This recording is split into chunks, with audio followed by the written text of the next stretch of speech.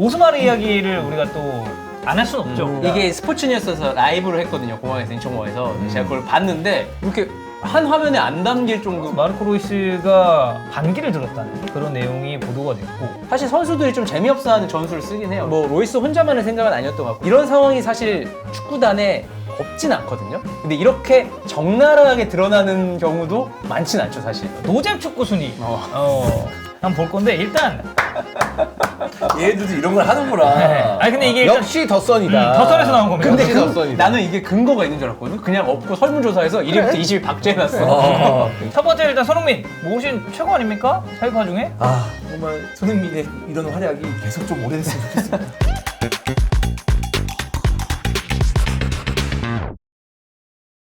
자, 2023년 12월 26일 크리스마스 다음 날입니다. 지금 17시 3분 지나가고 있습니다. 안녕하세요, 황대현입니다. 안녕하세요, 김한입니다. 왜 네가 먼저 인사하죠? 뭐 순서가 있었나요? 원래 이제 보통 나이 순으로 가죠. 아니죠. 보통 진행자가 하고 네. 어떠한 사람이 있던 제가 두 번째. 맞아요. 보통은? 보통은. 네, 어떠한 사람이 있던. 네. 난 그걸 이제 알았어? 한 번도 생각하고 말한 적이 없어서. 그래요? 네, 그냥- 제 그 마지막 남은 존심입니다. 아, 제가 이제 제일 먼저 인사합니다. 네. 네. 네, 2023년 12월 26일 크리스마스 다음 날입니다. 지금 17시 3분 지나가고 있고요. 히든풋볼 화요부 안녕하세요, 황대현입니다. 안녕하세요. 이스타이존입니다. 자기 싫어진다. 네, 김한입니다. 네. 안녕하세요, 박상입니다. 네. 네. 어때 이제 좀 괜찮나요? 아주 만족합니다. 네. 앞으로 이 순서 좀, 네, 다른 건 모르겠지만 이 순서는 네, 네. 좀 지켜주셨으면 좋겠습니다. 저 채팅에 똥생이 새끼라고. 네. 그래요. 예. 네. 자, 이제 본격적으로 오프닝 토크 한번 해보겠습니다. 좀 늦긴 했는데 오스마르 이야기를 우리가 또 안 할 수는 없죠. 네, 히든풋볼이고 또 환영도 있고 한데 오스마르 저도 이거 공항에서 가는 거 봤는데 네. 오래 뛰었잖아요, 서울에서. 근데 집 팬들 진짜 많이 왔더라고요. 와. 그러니까. 이게 스포츠뉴스에서 라이브를 했거든요. 공항에서, 인천공항에서. 제가 그걸 봤는데 이렇게 한 화면에 안 담길 정도면. 도대체 스포츠 뉴스는 안 가는 데가 어딘가요? 역시 스포츠 니어스다. 네. 가까이 있다는 얘기잖아요. 그렇습니다. 니어스다. 어. 다 네. 갑니다. 예. 그래서 보니까 진짜 환영이 여기 적어준 대로 수백 명에 가까운 인파가 몰렸고 9년 만에 오스마르와 이제 이별하게 됐습니다. 여기서 우리 이제 리빌딩 좀 시작하면서 오스마르랑 이제 재계약을 하지 않기로 결정을 했고 2018년에 세레소 오사카 임대 빼고는 14년부터 서울 소속으로만 쭉 뛰었고 통산 기록이 282경기 22골 12도움. 참고로 아디가 264경기 18골 12도움이니까 스탯적으로나 뛴 경기로나 봤을 때 오스마르가 더 조금 더 많죠. 거의 비슷하긴 한데 네, 이 세레소 오사카 여기 다녀올 때가 그거죠? 황선홍 감독이 감독. 아니, 굳이 왜? 아니 그냥 되게 중요한 그냥 포인트긴 해요. 오스마르 네.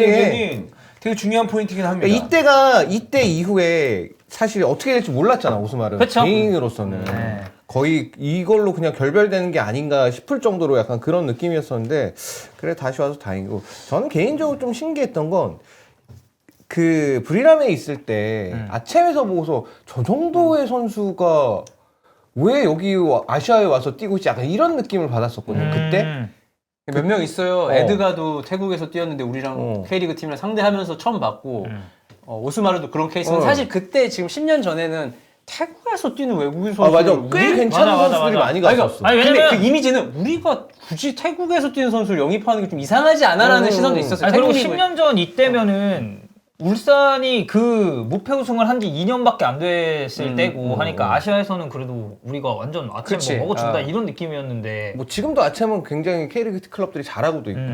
그러니까 태국의 당시에는 무왕통 부리람에서 뛰는 외국인은 그래도 퀄리티가 좋았는데 맞아. 이제 우리나라에서는 이게 되려나 했는데 왔는데 증명하는 선수들이 늘어나면서 사실 좋은 선수들이었고 오스마르는 사실 스페인에서는 이제 잘 못 뛰었죠. 라싱 산탄데르 출신인데 거기서는 뭐 어리기도 했고 그래서 나이가 어렸을 때. 많은 경기를 못 뛰면서 사실 거기서 태국으로 갔다는 거는 사실 되게 잘 안 많이 풀린, 다운된 거죠. 많이 다운된 거예요. 근데 그 스페인이잖아, 선택도 되게 의아했던 것 같아. 왜 하필, 그러니까 다른 뭐 유럽에 조금 더 아니, 뭐 중소리그도 동유럽이나 있을 텐데, 이런 데도 있을 텐데 있으니까. 굳이 태국을 선택하는 것도 좀 특이하기도 특이하고. 근데 거기서 나는 봤을 때 저렇게 잘하는 선수가 있다고? 약간 이런 느낌이었거든요. 그렇게 그 봤었을 때. 제가 볼 때 오스마르가 빠르진 않잖아요. 영리한 수비를 하는데 사실 속도가 조금 빅리그에서는 문제가 됐을 것 같다는 생각을 해요. 그럴 수도 뭐 있고. 조심스럽게 10몇 년 전 얘기지만 그래서 태국으로 와서 어떻게 보면 되게 나름 잘 풀린 거죠 아시아에서. 그래서 서울의 레전드로 나오면서 이제 팀을 떠났고 저 대단한 거예요. 2014년도에 입단했는데 그러면 나이가 25세 한국에 와서 근데 생각보다 한국말을 잘 못하네. 근데 공부는 되게 열심히 근데 했어. 공부 되게 열심히 하는데 10년이면 보통 거의 좀 보통 유창하게 하지 않나? 할 수 있는데 할 수 있는 게 아니에요. 어. 솔직히 말해서 10년이면요. 팀의 원어민이죠 거의. 되게 유창하게 할 수 있어요. 보세요. 라돈치치 한국말 잘하잖아요. 왜 잘했겠어요? 이태원에서 아니야. 그러니까 환경이 한국말이 놀아야 돼. 놀아야 돼요. 그래, 오스마르 안 돼. 놀잖아. 아니 근데 그래도 이거 10년이면은 사실 유창하게 할 수 있는 것 같긴 해. 저도 이제 언어에 대해서 되게 약점이 있는 사람이라서 이런 말을 쉽게 하기가 좀 그렇지만 그렇죠. 그래도 10년이면은 사실 지금 물론 그 따로 공부하는 사람도 있긴 하겠지만 10년이면은 사실 한국말을 좀 유창하게 하는데 어려운 시간은 아니다. 나는 근데 그런 느낌일 것 같아. 그러니까 듣는 건 좀 할 거고 하는 걸 못 할. 그러니까 말을 하는 건 못 하고 듣는 거는 이제 웬만하면 다 알아듣지 않을까. 이게 말하는 거랑 듣는 거랑은 또 다르거든요. 이게. 네, 뭐 오스마르는 공부도 하고 뭐 해서 내가 볼 때 리스는 조금 다른 선수보다 잘 될 것 나 봤을 때 같은데. 리스는 거의. 근데 또 몰라 이게 그 물어보잖아요. 그러면 그 예전에 루이스도 그랬어요. 전북 그 루이스.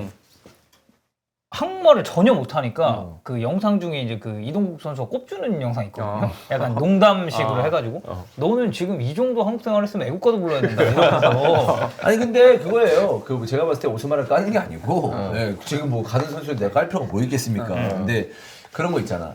오스마르가 이제 워낙 좋은 선수였고 애정하는 선수고 K리그 팬들도 좋아하는 선수 많을 거 아니에요. 좋아하는 사람들 많을 것 같은데 한국말로 그래도 좀 인터뷰하거나 얘기하는 모습 보이면 와닿는 게 좀 다르잖아요, 그치. 사실. 호물로 봐봐 호물로. 예, 그런 거니까. 근데 홈런은 나쁜 말밖에 못해. 그게 좀 진짜 똑바로 해라.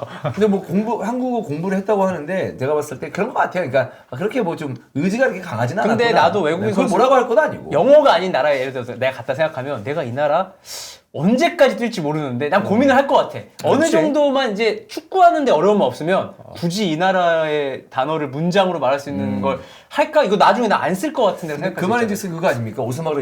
오스마르 본인도 이렇게 오래 뛸 줄 몰랐다. 그럴 수 있죠, 그러면 지금 사실. 이 비행기 타고 가면서 생각했겠네 하늘 위에서.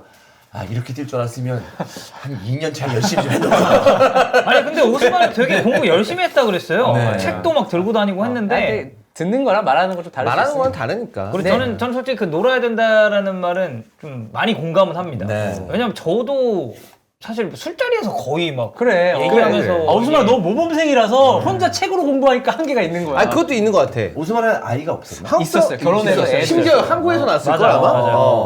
그럼 애는 한국말 잘하겠다. 애는 잘하겠지 아마. 근데 모르지 외국인 학교 다녔으니까 아니 좀 못할 수도 어릴 있고. 거야. 그러니까 아디의 애는 한국 사람이에요. 진짜 한국 사람이에요. 원래 막 선수들 놀아주고 그래요. 경기장 오면 한국인 학교 다녔을 거야. 아예 외국인 학교를 안 다니고. 근데 그런 아이도 있고 뭐 부모님이 그래. 또 영어를 가르쳤으면 뭐 영어를 하는 거고. 라돈치치는 그게 히트죠. 그 라돈치가 수원에 있었을 때 이제 얘기를 하는데 통역이 좀 어설프게 했어. 영상 있어. 그래서 라돈치가 그거 아니야 이 바보 이러면서 자기가 그만 얘기하고 그것도 유명하잖아. 일본에서 J리그 뛸 때 조영철인가 만났는데 야 너 나보다 어리지 않냐? 아니 인사 안 하냐? 이러지? 야 너 나 모르냐? 아는데요? 그럼 형한테 와서 인사해야지. 이 정도 라돈티치는 진짜 이제 그렇게 하는 거고. 걔는 현지화가 너무 됐어. 한국화가 너무 됐어. 아니 이지환 말하지만 여자 졸라 많이 만났어요, 진짜. 그래. 결국 그 외국 여자랑 결혼했지만 한국 이태원에서 엄청 놀아서 다 그러면 느나 봐요, 놀아야.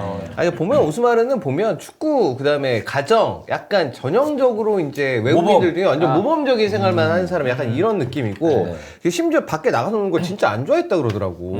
선수 자체가 약간 그러면 또 배울 만한 환경이 또 적어지니까 그럴 수도 있고. 그리고 진짜 선수들이 다 리스펙. 사실 외국인 선수 다 반말하잖아요. 그러니까 팬들은 요즘 좀 이상하게 보는 시선이 있더라고. 아니 너보다 나이 훨씬 많은데 왜 야야거리고 이름 툭툭 부르냐. 근데 사실 그건 어쩔 수 없는 문화인데 사실 형이라고 불리는 외국인 선수들이 있어요. 몇 명? 몇 명. 그거는 사실 이 사람이 리스펙 할 만도 하고 한국에 적응이 끝났고 형이라고 부를 만한 사람이니까 선수들이 형이라고 하는 거거든요. 대안 대안 그리고 아디 형 오스마르 형. 다 서울이네요. 다 서울이긴 하네. 서울이 아무래도 또 있으니까 외국인 아니, 선수. 서울이 그러니까 외국인 선수들이 좀 오래 있는 편이잖아요. 근데 난 그거는 서울이라는 위치가 굉장히 크게 그치. 작용해요. 그럴 수 있죠. 네. 네. 그리고 뭐 스테보도 아마 스테보 형이라고 했던 것 같고 스테보도 많이 뛰었으니까. 근데 황선홍 감독은 그걸 다 내보낸 거 아니야? 뭐 대한 우리 야니 형, 마리 형, 마리 형, D 형. 아, 형, 그- 다형 다 내보낸 거 아니야? 그 형들. 지금 또 파리 올림픽 준비 중이신데. 네. 아유 그냥 그렇다고요. 네. 오히려 성적이 이제 아시안 게임에서 좋았으니까 이런 얘기도 편하게 할 수 있는 겁니다. 안 좋았으면 이런 얘기 언급도 못해요. 네. 못하죠, 아예. 아니, 얼마 전에 형진성이 어. 야 스테보한테 연락 와서 에이전트 시작했다는데 뭐 누구 연결 좀 되냐 나한테 물어보더라고. 그래서 스테보도 사실 형처럼 지냈으니까 진성이랑 뛴 지는 오래됐잖아요. 왜냐면 포항에 뛰다가 그렇지. 전남으로 왔기 때문에. 맞아. 근데 그래도 연결되는 거 보면 사람 성향인 것 같아. 맞아, 얼마나 맞아. 잘 지내려고 맞아. 노력했고 선수들이랑 잘 지내. 사실 외국인 선수가 하는데 한국 선수랑 밥도 안 먹고 그냥 지 혼자 그런 애들도 있지, 외국인끼리만 당연히. 다니는 선수들도 있어요. 예. 네. 그래서 이거는 되게 오스마르가 공격적으로 어떻게 보면 팀에 녹아들려고 되게 적극적으로 했기 때문에 사실 서울도 이게 재계약을 계속 하면서 소속팀에서 뛴 거니까 이거는 오스마르 성향이 한국과 아주 잘 맞았다. 이렇게 볼 수밖에 없는 거죠. 여기 가서 내 영상을 봤는데 어떤 이게 영상이요? 이게 딱 지금 공항에서 이거 일반 사람들이 보면 되게 신기할 것 같아. 외국인이 앞에 한 명 서 있고 그 주변에 수백 명이 이렇게 둘러싸이면서 이제 마지막 인사를 하는데 오스마르가 딱 말 시작하는데 바로 울컥해가지고 바로 돌아서더라고. 그 자리에서. 오스마르가. 그럼 이제 막 사람들 다 막 막 이렇게. 뭐 그 한국말로 한 건 아니고. 아니고 옆에 통역분이 계셨어요. 그래서 영어로 하긴 했는데 나도 약간 보면서 약간 마음이 어쨌든 우는다는 거는 이 마음 애정이 되게 있다는 거잖아요. 울컥하지. 또 사람들이 이렇게 많이 오고 그러니까. 환송을 해주니까. 근데 이런 외국인 어딨어? 한 300명이 와서 자기 보내주는 그런 사례가 없잖아요. K리가 많이. 근데 여기 그 구단에서 팬미팅 자리를 만든 게 아니라면서 나 그 얘기 자발적으로 어떻게 잘 수신이나 이렇게 해서 된 것 그러니까 같은데. 그러니까 구단 쪽 이 정도 선수면 구단 쪽에서 해줘야 되는 거 아닌가? 은퇴시 그래도 뭐 구단 장만하지. 선수를 좀 빌려가지고 실내에서 따뜻하게 그렇지. 구단 나가기 전에 실내에서 만들어 팬미팅 자리를 좀 만들어줬어야 되는 거 아닌가? 이 그렇게 정도 오피셜하게. 선수면 약간 환송회 비슷하게 어디 순결회 카페 비슷하게 빌려서 그렇게 할 수도 있고 그렇게 간단하게 해서 나마. 사실 대관하는 거 어려운 일 아니니까. 그 소극장 같은 거 대관해서 그런 소극장 대관하면 몇백 명 들어올 수 있는데 그리고 약간 거기서 이제 뭐 Q&A 같은 것도 이제 진행자 두고 뭐 할 수도 있는 거고. 여러 가지 느낌도 근데 볼 수 그것도 있고 좋지만 팬 나는 서비스도 해줄 수 있고 뭐 그런 거니까. 근데 공항 씬도 약간 이제 어떤 사람들은 불편했을 수도 있겠지만 그 보기에는 약간 멋있긴 했어요. 막 다 아니 같이. 이건대로 하고 그건 하고 또? 그거대로 하고 이렇게 약간 오피셜 행사랑 이거는 오피셜 행사라고 보기엔 조금 거리가 있는 거 근데 같아요. 고요한이 직접 왔어요 공항으로. 진짜? 마스크 쓰고 이렇게 후드 뒤집어서 왔더라고. 그래서 와서 이렇게 막 하면서 그러니까 이것만 보더라도 오스마르가 얼마나 사실 외국인 간다고 누가 공항까지 따라오겠습니까? 그냥 잘 가 다음에 보자 언젠가 보겠지 이렇게 하겠지만 그래서 되게 요런 이제 외국인과 한국 선수의 우정 이런 것도 볼 수 있어서 되게 좋았고 기성용 선수는 이제 외국에 있기 때문에 못 본 것 같은데 이 장문의 리스펙 문구를 인스타에 또 올렸더라고요. 예전에 오스마르 그 이제 2014년에 왔잖아요. 근데 제가 그 스페인 딱 처음 가려고 이제 스페인 대사관 갔을 때 2015년인데 비자 때문에 근데 스페인 대사관에서도 이게 스페인 선수라 그런지 알더라고. 서울에서 뛰는 스페인 선수 중에 오스마르라고. 그렇지 거의 없었을 거니까. 있는데 너 아냐? 왜냐면 근데 그건 약간 그 지역 출신일 수도 있고 라싱 산탄데르. 뭐 그럴 수도 있는데 그때 제가 이제 그 서류를 약간 그 전북현대 선수 그려져 있는 그 파일철 같은데 이제 넣었거든요. 그 마르코스라고 기억도 안 나죠? 네, 네, 있었어요. 근데 넣어갔는데 보니까 제가 이제 K리그 좋아하는 것 같으니까 오스마르라고 안 해요. 근데 뭐 사실 K리그 팬들 오스마르 다 그때 알았으니까. 신기하다. 네, 근데 저는 약간 오스마르 떠날 때 제 입장에서 약간 이입을 해보자면 전 좀 에릭류 갈 때랑 느낌이 좀 비슷했어요. 전북 팬 입장에서 에릭류 같은 느낌? 왜냐면 에릭류도 오래 뛰었고 뭐 사실 진짜 명실상부한 전북 레전드 외국인 선수고 심지어 다시 돌아왔잖아요. 한번 청춘야타에 갔다가. 그래서 이렇게 팬들이 환성하는 거 보면서 옛날에 팬이었을 때 내가 애닉류를 대했었던 내가 만약에 지금 서울 팬이고 뭐 이런 쪽 일이 아니었다면 나도 공항에 가지 않았을까 싶을 정도로 너무 임팩트 있어서 특이한 게 오스마르는 지도자 교육을 한국에서 했거든요. 지난번에도 그렇고 이번에도 그렇고. 그럼 어쨌든 통역이 옆에 붙어야 되고 되게 번거로운 그렇지. 일인데 그럼에도 불구하고 한국에서 했고 같이 들어간 사람이 오스마르 있어. 오스마르 이렇게 나한테 전화 왔어. 야, 너무 신기해. 왜냐면 우리나라에서 왜 외국인이 지도자 교육을 맞지 이렇게 할 수 있잖아요.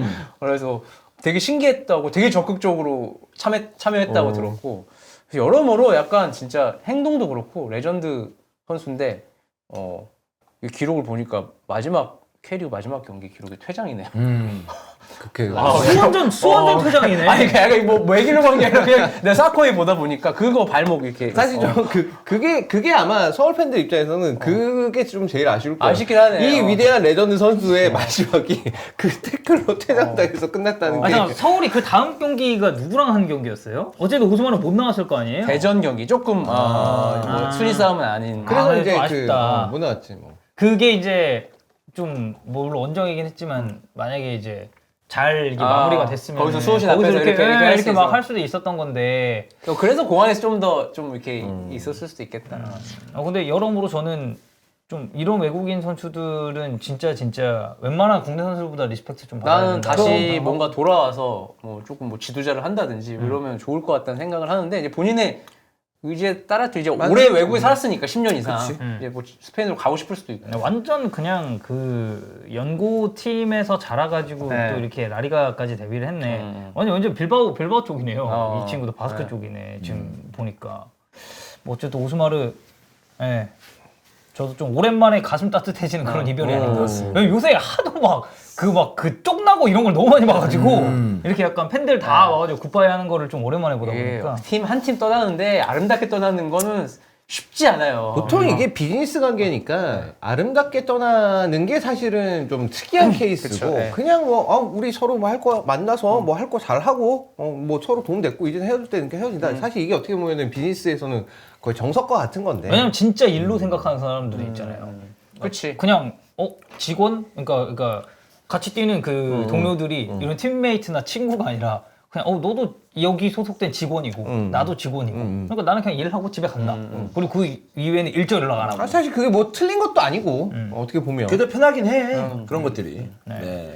그렇습니다. 뭐 오프닝 토크로 오스마르 얘기 이제 좀 간단하게 한번 해봤고 근데 간단하지 않았어. 네. 길어졌어. 주제가 좀 주제다 보니까 자 하디슈 들어가겠습니다. 오늘 첫 번째 주제는 도르트문트 얘기입니다. 마르코 로이스 얘기인데 도르트문트 레전드죠. 마르코 로이스가 이제 최근에 뭔가 이제 좀 반기를 들었다는 그런 내용이 보도가 됐고 도르트문트가 최근 경기를 놓고 봤을 때 지금 부진이 꽤 길어지죠. 뭐 테르시 감독의 전술적인 부분도 팬들한테는 비판을 좀 많이 받는 상황인데 리그에서는 5위 그리고 리그 최근 4경기 봤을 때 3무 1패 승이 없어요. 그리고 포칼에서는 슈투트가르트에게 0대1로 완패당하면서 탈락. 챔피언스 리그만 조 1위로 선전하면서 16강에 진출한 상황이고 이 사건은 결국 도르트문트 유스 코치부터 수석 그리고 감독 등 맡으면서 이 올라온 테르치치에게 로이스가 약간 반기를 들면서 시작이 됐다고 합니다. 환영이 한번 짚어주시죠. 네, 일단은 뭐 사실 경기력이 되게 안 좋고 그 작년에 이제 우승을 놓친 뒤로는 뭔가 기를 많이 잃은 시즌이 되고 있고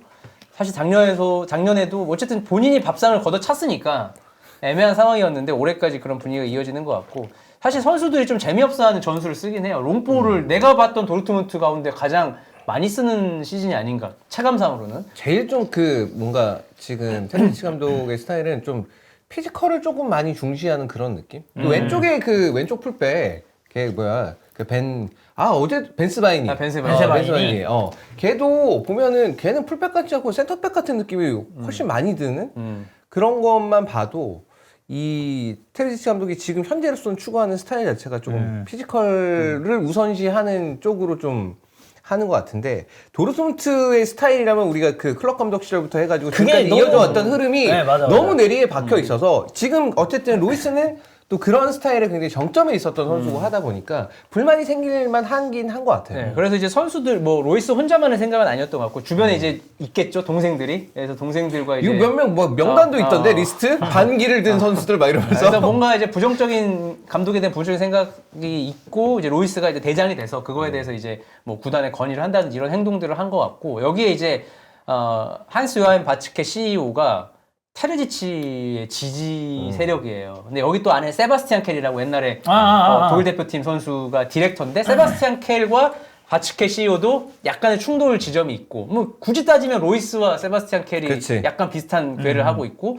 CEO와 감독이 같은 라인이기 때문에 여기서 충돌이 나왔고 네, 마지막에 결국 로이스가 리그 전반기 마지막 경기에 벤치에 있었지만 출전을 하지 않았고 이거는 뭐 상관관계가 있는지 없는지는 알 수 없는. 뭐 그거는 뭐 경기력적인 네. 부분 때문이었을 수도. 근데 로이스랑 테르치치가 되게 좀 가까운 사이였다. 네, 왜냐면 구단에 오래 있었고 테르치치도 왔다 갔다 하긴 했지만 어쨌든 구단에서 오래 생활을 했고 에이전트가 갔대요. 그래서 어쨌든 에이전트 같으면 조금 더 모이거나 이게 같은 공감대가 있을 수 있거든요. 그러니까 이게 나는 이렇게까지 구단에 어떻게 보면 테레지치는 테레지치대로 구단에서는 중요한 계속 이제 오랫동안 있었던 사람이고 로이스는 당연히 뭐 도르트문트를 상징하는 선수고 그리고 이렇게 가까운 사이가 이렇게 척을 질 수도 있나. 근데 이제 뭐 코치 선수 뭐 아니면 유스 코치 이때는 잘 지낼 수 있지만 내 감독이 됐을 때 이 사람의 전술 자체가 로이스 입장에서는 내가 볼 땐 구닥다리라고 생각할 것 같아요, 느낌이. 이게 지금 맞아? 다른 팀은 다 다른 축구하고 있는데 우리는 왜 이래라고 생각했을 확률이 높고 맞아. 이거를 이제 같이 모여서 뭔가 하면 될 거라고 생각했는데 갑자기 CEO가 니는 뭔데? 감독 믿어? 이렇게 하니까 이제 약간 로이스는 이거 뭔가 분위기가 이상한데라는 흐름으로 전반기가 좀 어떻게 보면 흐지부지 끝이 났어요. 뭐 이제 휴식기이기 때문에 잠깐 뭐 휴가를 가겠죠. 그래서 흐지부지 끝이 나면서 결론은 없어요. 그래서 결론은 그냥 테레지치 유임. 그치. 일단은 유임이야, 본다. 유임. 지켜본다. 이렇게 한 거고 뭐 CEO와 세바스티안 켈도 뭐 아예 척진 상황은 아니고 회의도 하고 같이 얘기를 하는데 결국은 계속 가자라고 마음을 먹었을 때 이제 로이스는 아씨 괜히 나섰나? 내가 지금 뭐 된 거지? 이렇게 되는 거죠. 다음 주 후반기 첫 경기 로이스 선발일지 벤치일지 출전할지 출전 안 할지 아예 스쿼드에 없을지 심지어 현지에서는 스쿼드에 없을 수도 있다라는 얘기까지 그렇죠. 그건 좀 진짜 센 거긴 한데. 그렇게 나오긴 하는데 그거는 쉽지 않은 결정이고 로이스를 도르트문트에서 이렇게 결정이고 해서 이런 상황이 발생을 했고 이런 상황이 사실 축구단에 없진 않거든요. 근데 이렇게 적나라하게 드러나는 경우도 많진 않죠, 사실. 적당히 뭔가 갈등이 있다라면서 대충 흐지부지 끝나는데 그리고 그러니까 성적이 잘 안 나오는 팀들은 항상 그런 기사 나오잖아요. 라커룸에서 뭐 분위기가 뭐 어쨌다는 둥 누가 뭐 몇 명이 해가지고 지금 뭐 이 감독의 전술에 뭐 불만을 느끼고 있다는 둥 이런 건 있는데 그냥 이렇게 딱 대놓고 반기를 들었다. 몇 명 누구 그렇죠. 쉽지 않지 이런 그리고 거예요. 로이스가 이제 거기 선봉에 있다. 근데 CEO는 근데 테르치치를 지지를 했다. 이렇게 나오는 거 좀 힘든 거니까. 이렇게 되게 디테일하게 진짜 상황이 그러니까 이게 사건 순서대로 이렇게 나오는 거는 쉽지는 않은데 저희 K리그에서도 우리 K리그에서도 있긴 해요. 뭐 선수들이 의견 모아서 감독실 딱 두드린 다음에 주장이라든지 아니면 베테랑 선수가 가서 감독님 근데 우리는 이런 거 하고 싶은데 그치. 이런 경우가 없진 않은데 우리는 예의라는 게 있잖아. 뭐 갑자기 사장 찾아가가지고 막 얘기하고 그러진 않겠지. 근데 제가 아는 것도 없지 않고 또 그런 것도 선수들끼리 감독 제낀 사례도 있습니다. 감독이 오늘 이렇게 하라 그랬는데 야 이렇게 하면 무조건 진다. 알잖아. 네 알잖아. 우리 이렇게 하자. 해서 사실 그 형이 이겼어요. 제가 알기로. 진짜? 이게 한 경기가 이게 저는 그거밖에 안 들었어요. 그래서 그날 뭐 이거죠. 그날 어떤 형이 이렇게 하자고 해서 그게 다 일기투합돼서 그냥 눈 딱 감고 그렇게 했는데 이기더라. 근데 해보니까 너무 마음이 불편해서 이제 그 다음부터는 그냥 이제 분위기 이겼으니까 어쨌든 해서 그냥 갔다 이런 게 있어요. 근데 이거 좀 옛날 얘기입니다. 그래서 내가 진짜 그렇게도 할 수 있어? 그러니까 그렇게 하기도 해요. 사실 하면 안 되는 건데. 그렇지 안 되는 안 되는 건데 그렇게 하기도 한다고. 그만큼 팀이 이제 망가졌다는 얘기죠. 그런 식으로 갔다는 건. 네. 또 로이스 같은 경우에는 12년, 12시즌을 뛰었기 때문에 사실 이 팀에서 갖는 파워가 어마어마하죠. 적지 않을 거다. 뭐 이런 생각도 들고. 근데 감독하고 휴식기니까 둘이 한잔 하면서 한잔해? 맨날 저 맥주에 나라니까. 한잔 하자 하면서 좀 그리고 이거는 그 같은 에이전트 소속이면 그 에이전트에서 불러가지고 소소하게 파티 한번 열면서 야 둘이 화해해라 뭐 있냐 뭐 이렇게 하면서 좀 하는 게 좋지 않을까. 아니, 분데스리가 또 휴식기도 또 기니까. 그러니까. 이게 되게 어려운 게 이제 우리나라 자꾸 나는 우리나라 얘밖에 모르고 외국은 보도로 접하니까 우리나라에서 이제 성적이 안 좋아. 그럼 약간 허심탄회하게 얘기하자 이런 거 하잖아. 그래서 저번에 그 김원일 형님인가 이슬기 형님 나오셨을 때 그 얘기 했잖아요. 양동현 선수인가가 그 최순호 감독님한테 우리 맞지 않는 축구를 하고 있는 것 같다. 원일이 이렇게 원일이네. 그 원일이가 네. 원일이 나왔을 때 그 얘기 했다라고. 강등 특집 할 때. 근데 그거는 저는 굉장히 좀 건전한 비판의 토론의 장이었다고 생각하고. 근데 또 난 최승호 감독 되게 생각보다 열려 있는 사람이거든. 그런데 이제 요즘에 또 말을 되게 열려서 하시더라고. 굉장히 이렇게 열어놓고 하시던데? 되게 남의 구작물로 열라고 하더라고. 그러니까 이분은 똑똑똑도 아니야. 이분 되게 낙천적이야. 진짜 만나보면 걱정도 없고 그럴 수도 있는 거 아니야? 약간 이러는 막 그래서 악의가 별로 없어 사람이. 그리고 물론 이제 경기 전 사전 인터뷰 때 먼저 들어가면 절대 안 되는 감독. 제 기준 1위거든요. 네. 왜? 저 예전에 포항전부 한번 갔어요. 그러면 이쪽 감독 인터뷰하고 이쪽 감독 인터뷰하고 이렇게 하잖아요. 그리고 주어진 시간이 있잖아요. 최선호 감독 들어갔는데 30분을 얘기를 하는 거야. 맞아. 그것 때문에. 그래서 최강희 감독 2분 얘기했어 그때. 그 만약에 이제 허구현 지금 그 야구 총재님이라고 KBL 해야 되나? 총재. 총재님인데 그분이 이제 기승전 돔이라면 네. 그 최순호 감독님은 기승전 유소년. 유승이다. 맞아. 기승전 유소년이야. 무슨 전술 얘기하고 막 그게 전술 쭉 얘기해서 오늘 이렇게 할 건데 그래서 이게 어렸을 때부터 이렇게 전술적인 게 필요하고 뭐 오늘 좀 측면에서 근데 어떤 선수가 너무 폼이 좋더라고요.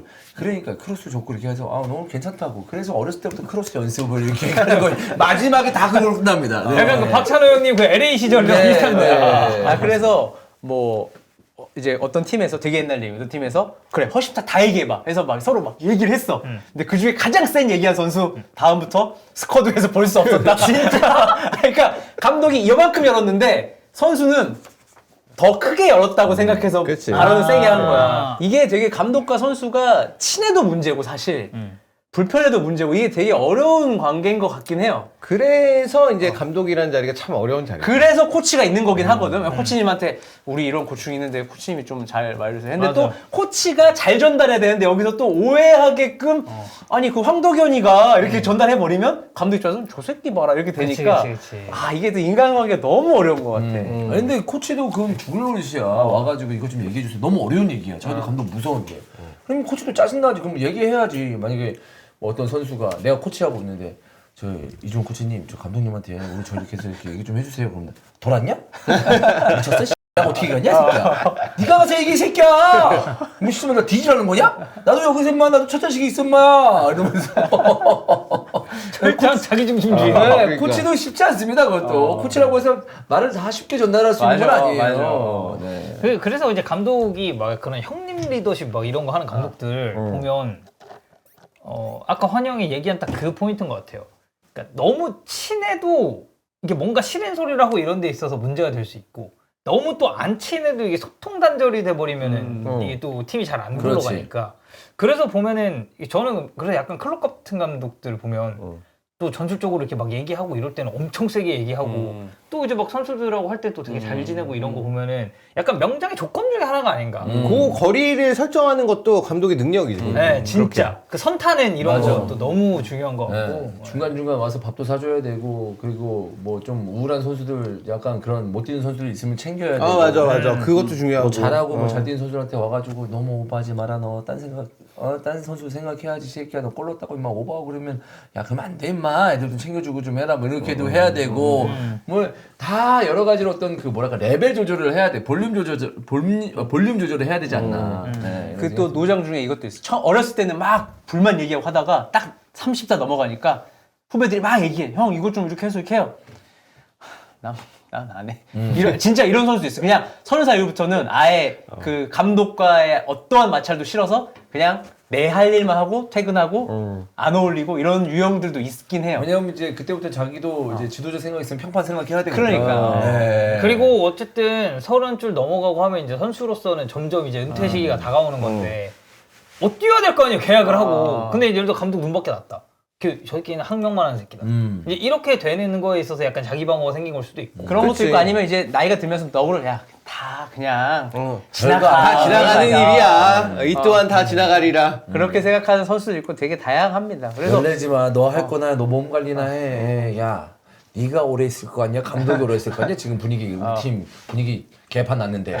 야, 3라운드만 기다려. 그 뒤에 얘기해. 그 뒤에 얘기해. 얘기해.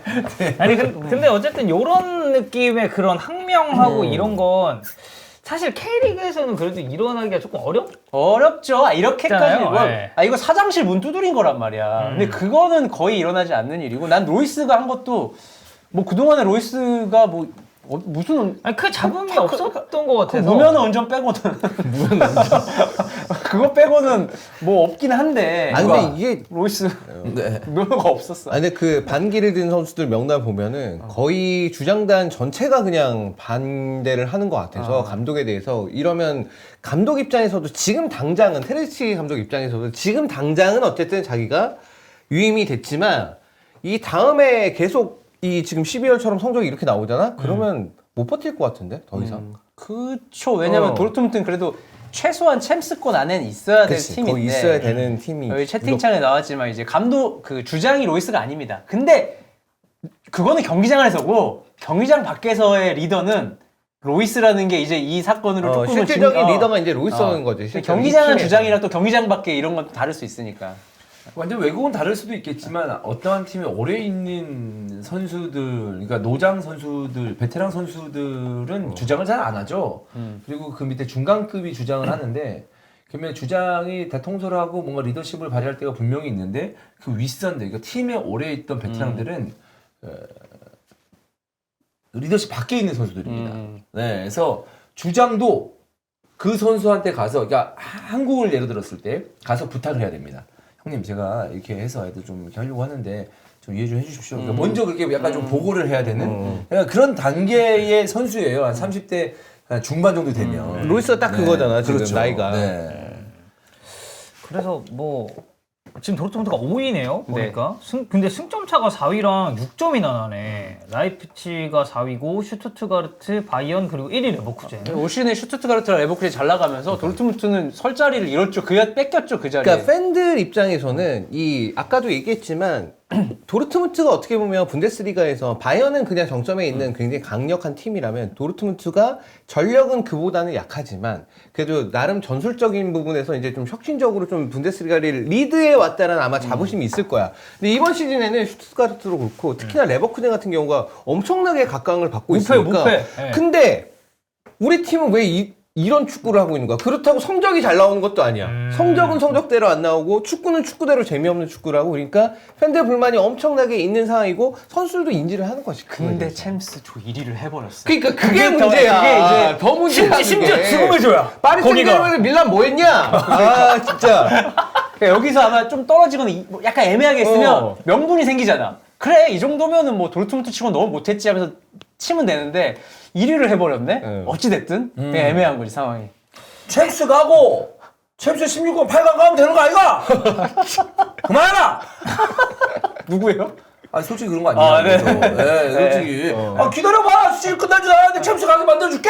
야 우리 5위에도 챔스 우승하면 챔스 또 갈 수 있어. 그래. 아 챔스 우승 아니고 그럼 미안하다. 챔스 우승까지 아닌데. 어? 그 16강에서 잘 붙어가지고 8강 4강 가면 4강까지도 돼 미안하다. 그건 아닌데 8강 정도 가서 잘 비벼가지고 4강 가면 성공. 대성공. 그리고 리그에서 아직 리그도 안 끝났는데 4위 하면 챔스를 들면 성공. 아이가? 서울에 보면 굉장히 재밌게 되게 보셨나 재밌게 그거 아닌데. 되게 재밌게 보셨나 봐요. 지금 서울의 봄을 지금 생각한 건 아닌데요. 그냥 항상 경상도 바로 나옵니다. 네. 근데 챔스 16강이 아인토벤이라서 가능성이 이거는 있어, 모르네. 심지어 또. 형말처럼 될 수 있네요. 가능성이 8강 가지. 물론 16강. 아이토벤 아이가. 비빌 수 있다 임마. 이 때문에 막 분위기 이상해져가지고 못 비비면 어? 안 된다. 정신 차리자 함께 하자. 이러면서 정신 차리지 않게 하자. 정신 안 차린다 소리죠. 함께 하자. 함께 하자. 그러지. 진양철 회장이래요 사람들이. 아 그래? 아, 예. 딱 해가지고 딱 문 열어놓는 거지. 감독실 그 라커 문 딱 열고 함께 하지 않은 사람은 나가라 지금. 아하. 근데 이제 로이스가 와가지고 문을 딱 닫는 거죠. 함께 하겠습니다. 이러면서 이제 8강 가고, 챔스 가고, 예, 가면 되는 거죠. 네. 한잔해, 둘이. 예, 그럼 돼요. 소세지에. 소세지. 존스밀 맛있다. 학생 딱 옆에 놓고. 좋아요. 이게 겨울 이제 휴식 끝나고 이제 오잖아요. 이제 와 클럽하우스. 이때가 중요합니다. 중요하지. 어떤 표정으로 로이스가 테르지치와 어떤 말을 첫 마디를 할지. 여기서 이미 똥심 표정으로 들어오잖아. 내가 볼 때는 테르지치도 사람인데. 아니 또 연말 연시니까 또 그 전에 전화할 수도 있다. 전화통화를 미리 풀고, 무릎 풀고, 미리 풀고. 제일 좋은 그림은 뭔지 아십니까? 보란 듯이 같은 차를 타고 출근하면 됩니다. 네, 감독이 픽업해서 픽업. 로이스 딱 타고 로이스가 태우는 게 로이스 면허 없나 아직도? 아 있을 거야. 음악 들으면서 이렇게 딱 오면 됩니다. 면허 없으면 큰일인데. 아니 근데 잠깐 찾아봤는데 이거 아인토벤 지금 16전 16승 아인토벤 되게 잘해 이번 시즌에. 60점인데 이거 안 될 것 같은데. 한 번도 안 졌어 리그에. 이게 안 될 것 같은데. 아약스가 너무 부진해서 약간 묻혔는데 아인토벤 이번 시즌 너무 잘 나가고 있어서 지금. 아니 아약스도 뭐 어떻게 지금 꾸역꾸역 올라와서 많이 5위긴 올라왔지. 한데 아니 아인토벤은 그냥 에르디비시에서 적수가 없는데요. 여기는 완전 뭘 무서워? 실패하면 달라, 성공하면 8강 아닙니까? 당연한 소리. 당연히 실패하는 맞아. 맞아. 너무 잘하는 소리네. 쫄지 마라 이거야. 별거 없어. 두 가지 중에 하나야. 그렇습니다. 되게 속을 뻔했어. 되게 철학 있는 줄 알았는데 당연한 소리였어. 그 투맨이 그런 거 잘해요. 그 되게 논리적이지 않은데 약간 듣고 있다 보면 이렇게 그 들리는 거 좀 잘해 그런 거. 예. 약간 근데 팬들은 좀 그러면은 로이스 약간 편이 아닐까. 모르겠어 팬들. 약간 테레지치를 안 좋아하죠 사실. 테렌치에 전술적으로. 대해서는 뭐 평판은 좋을 수는 없죠. 근데 이제 그런 거 있잖아. 약간 딱 이제 상하 구조 확실한 마인드. 그래도 감독가 저렇게 하면 안 되지. 아무리 네가 로이스여도 이렇게 생각하는 사람이 있을 수 있죠. 있을 수 있죠. 그렇습니다. 뭐 이거는 일단 휴식 끝나고 보시죠. 네. 휴식 끝나고 후속 보도가 또 나올 거 아니야. 이제 어떻게 됐다. 첫 경기 선발 뜨면 바로 나와. 네, 뭐 화해를 했다, 뭐 했다 하고 나올 거니까 이거는 그때 하면 다시. 그것도 그 조인성 심수창처럼 어깨동무하면서 이렇게 하고 사진 찍으면 뭐 또 해결되는 거니까. 저랑 주원이 형도 이제 그러고 술 한잔 했거든요. 네. 그러고 나서. 네. 자, 히든 토론 넘어가겠습니다. 오늘 주제는 저 이거 기사 봤어요. 노잼 축구 순위. 한번 볼 건데 일단. 얘들도 이런 걸 하는구나. 네. 아니 근데 이게 일단 역시 더선이다. 더선에서 나온 겁니다. 근데 역시 더선이다. 나는 이게 근거가 있는 줄 알았거든. 그냥 없고 설문조사에서 1위부터 20위 박제해놨어. 자, 설문조사. 설문조사. 더선에서 최근에 축구 팬들이 꼽은 가장 지루한 팀 설문조사를 발표를 했는데 조사는 1000명의 축구 팬들을 대상으로 했다고 합니다. 그리고 럭키블록이라는 업체에서 조사를 이 업체 이름도 럭키블록. 약간 네. 네, 결과를 한번 이제 쭉 볼게요. 지금 제일 지루한 팀으로는 맨체스터 유나이티드가 이름을 올렸는데 뭐 이건 어떻게 좀 동의하십니까? 저는 맨유의 축구가 지루하다는 느낌보다 지루할 때도 있었어요. 솔직히 바날 축구도 지루했었고 무리뉴 축구도 지루했었는데 그냥 기대치보다 못 미친다고 봐요. 그러니까 기대한 것보다 못 미치기 때문에 지루하다라고 보는데 되게 지루한 축구라고 볼 수는 없어요, 맨유가. 네. 그러니까 여기 순위 못하는 축구죠. 전체적으로 쭉 보면 1위부터 20위까지 보면 확실히 성적이 굉장히 큰 영향을 미친다. 웨스트햄 유나이티드, 웨스트햄 축구 재밌다고 말할 수 있습니까? 그 축구를? 제가 이 말씀 드리려고 했는데 제가 덧선이라는 거 딱 보고 제가 사실 이거를 원래 영상화를 한번 할까 고민을 했었어요, 이 주제를. 근데 내가 딱 1위 봤는데 맨유인 거야. 그래서 그래 맨유 축구 좀 재미없지 했는데 20위 봤는데 웨스트햄이 있는 거야. 그러니까. 이거 안 된다. 그래. 저는 웨스트햄이 이렇게 보면 재밌는 축구를 하고 있다는 얘기거든요. 근데 이게 선택할 때 제일 재미없는 팀 한 팀 꼽는 거잖아요. 그러면 어쨌든 웨스트햄이 거기서 쏙쏙 피해가면 이렇게 제일 재밌는 축구가 되는 거야. 그러니까 그렇지. 재밌는 축구 그럴 수도 20위 했다고 해서 재밌는 축구는 아니야. 모르지 뭐 몇 팀 뽑아라 뭐 이런 걸 수도 있어. 그건 근데 자체가. 웨스트햄이 지금 이 정도로 20위에 오를 만큼 재밌는 축구를 한다고는 사실 동의를 못 하겠거든요. 하지만 성적은 괜찮다. 성적은 괜찮다. 그리고 지금 유럽 대항전도 계속 올라가고 있기 때문에. 근데 재밌는 그러니까 역순으로 봤을 때 풀럼, 토트넘, 아스톤 빌라가 하위권에 있잖아요. 요건 좀 이해가 되죠. 이거는 저는 괜찮은 것 같아요. 특히 아스톤 빌라는 뭐 지금 레벨이 아주 빌라 너무 맞고. 잘하고 있고. 뭐 맨시티 그리고 위쪽 보면은 이제 셰필드 이런 팀들은 진짜 다 성적이랑 직결되는 팀들. 순위가 낮으니까. 버니도 약간. 그렇고 셰필드도 그렇고. 그리고 뉴캐슬은 제가 봤을 때는 뉴캐슬 4위거든요. 여기도 성적이 좀 지난 시즌 기대치가 워낙 높게 만들었으니까 그런데 선수를 죄다 부상당하고 그래서 약간 여기는 처절하잖아 요즘 뉴캐슬 근데 축구가. 뉴캐슬 축구 재미없다고 느낀 적은 한 번도 없는 나는 뉴캐슬 재밌게 보거든요. 네. 근데 성적 때문인 것 같아. 근데 아스널은 왜 위에 있는 거예요? 그러니까 이 이것도 정도예요? 약간 의문이라는 거지. 아스날이 5위예요. 안티가 그냥 안틸 수도 있어 사실. 설문조사에 뭐 심리가 반영이 안 되잖아. 재미없다. 그냥 아스날 싫어. 이런 식으로.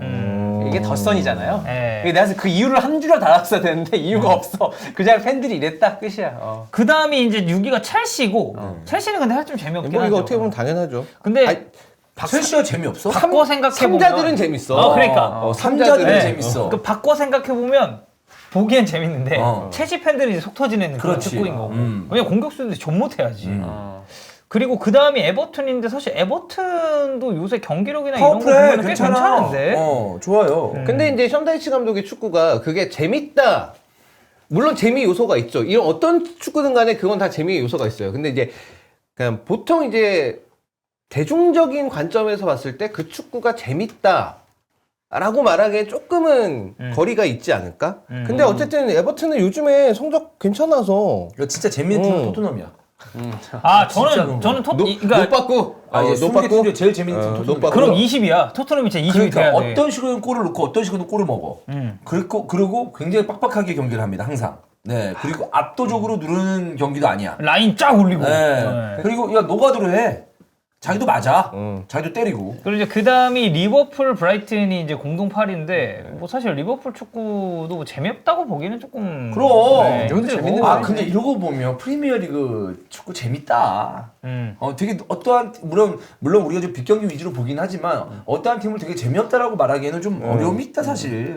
프리미어리그 같은. 그러면 경우는. 이거를 하기 전에 각자 내가 재밌어하는 축구가 있잖아요. 그 볼 때. 아 경기 볼 때? 뭐 당연히 골 많이 나고 하면 재밌겠지만 그런 거 말고 좀 내가 재밌어하는 요소? 나는 아직도 기억나는 게 왜 이렇게 어떤 팀인지는 모르겠는데 어쨌든 챔스 4강인가 그런 경기였을 거야. 어떤 팀인지 몰라. 그러면 근데 이제 우리가 다 알만한 팀들이야. 와 볼이 안 나가. 볼이 아예 나가질 않아. 아 그러니까 공이 볼 대지 시간이 없는 거지. 어. 계속 왔다 갔다 하는 거니까. 패스 나도 모르게 전반 20분 봤나? 와 공 그렇게들 잘 차네. 이러면은 진짜 경기가 너무 눈을 뗄 수가 없는 거야. 몰입이 되지. 네, 그러면서 싹 스무스하게 경기가 막 진행되는 그런 모습들이 되게 인상적으로 봤는데 그런 경기들이 좀 재밌지 않나. 근데 결국 이제 그게 어떻게 보면 이제 추가 시간이 없는 경기잖아요. 그렇지. 그런 그렇게 경기들이. 되면은. 근데 이 추가 시간 없는 경기도 추가 시간 없는 거 나름인 게 제가 이제 작년에 스포티비 있을 때 맨체스터 시티랑 코펜하겐이랑 챔피언스리그 조별예선 경기를 했거든요. 전후반 추가 시간 토탈 0분. 그냥 끝난 경기예요. 진짜 그냥 공이 나가는 것도 없고 뭐도 없고 이제 이런 경기였겠죠. 근데 사실 별로 재미는 없었습니다. 이게 상상이 돼요. 그 경기 어떻게 돌아갔는지 대충. 우리 상상이 맞을까요? 네, 맞아요. 메이트가 그런 공 잡고 느낌이에요. 네. 계속 돌면서 맞아요. 그런 느낌이에요. 그러다 이제 막 넣고 이제 이러면서 그랬었던 걸로 기억을 하는데 저는 제 기준에서는 전 속공 플레이를 굉장히 좋아해서 한쪽이 몰아붙이는 그림이 나와도 저는 역습으로 빠바박 올라가는 그 그림이 너무 재밌고 만약에 두 팀이 소유권 잡자마자 그냥 역습 때리고 너 그렇게 해? 그럼 나도 그렇게 해. 하고 잡자마자 또 역습 때리고 저는 이런 류의 경기가 굉장히 좀 재밌다고 생각합니다. 형은? 저요?